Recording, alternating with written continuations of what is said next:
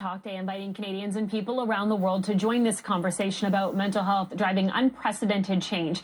Here's how you can get involved. Bell will donate toward mental health initiatives in Canada by contributing 5 cents for every text message, local or long distance phone call, tweet or TikTok video using the hashtag Bell Let's Talk, and social media video view. Also the use of our Facebook frame and Snapchat filter. Bell is the parent company of CP24. Let's bring in CP24's Nick Dixon with more on this. Nick. Courtney, thanks so much. Joining us now is Kristal Jones from Toronto Beyond the Blue. She is the president of the chapter. Kristal, good afternoon. Thanks for being here today on Bell Let's Talk Day.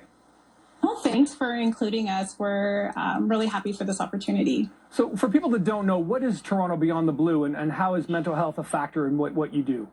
Yeah, so that's a great question. So Toronto Beyond the Blue is one of 7 chapters. We are part of a parent organization called Canada Beyond the Blue, to which I'm also the vice president.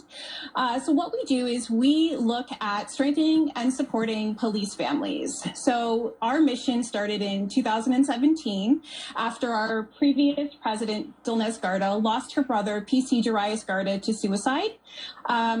We were connected, and ever since that time, we were really able to identify gaps in being able to navigate the mental health system and get people the support that they need, not just for the member, but also for the families.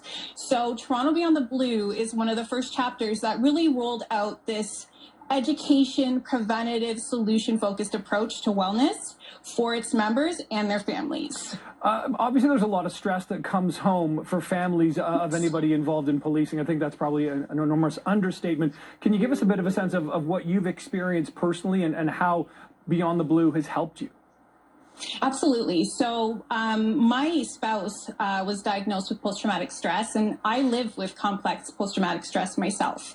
I can honestly tell you that the experience of cumulative stress and trauma that our members face, not just uniformed officers, but also our civilian members as well, it's hard to decompress and, be able to leave that at work, because the average person will experience maybe 1 to 2 traumatic experiences in their lifetime. Our Toronto Police Service members are experiencing multiple every day. So, being able to identify the early signs that something is wrong, our website is a great resource for being able to do that. And being able to have a therapist or a mental health worker that you're comfortable with kind of in the wings, so that when something is wrong, you already have a relationship that you can kind of go back and, get that support that you need. We at Toronto Beyond the Blue also have those resources that are vetted on our website. Kristal, one of the things we hear a lot about, frontline workers, whether it's police, fire, paramedics, is the idea that it's showing weakness if you admit that what you've seen or what you deal with or what you come home to affects you and gets a part of you. How do you overcome that stigma, and how is Beyond the Blue helping that? Well, initiatives like Bell Let's Talk, the existence of our organization, we're very, very slowly removing that antiquated way of thinking by talking about our own struggles. And when you share your story in a very safe way, you're unlocking somebody else's trauma and pain to be able to speak out and get support. So I think, the Bell Let's Talk initiative and talking every day, encouraging those courageous conversations is the best way to move that stigma out and create, foster a community of support within, wherever you live, your own community. Just because, they're first responders doesn't mean that they're immune to the same struggles that 1 in 4 Canadians will experience in their lives. And that's the thing, right? I mean, this is Bell Let's Talk Day, but it's not just a one-day conversation. These kind of conversations, these kind of dialogue needs to continue throughout the year.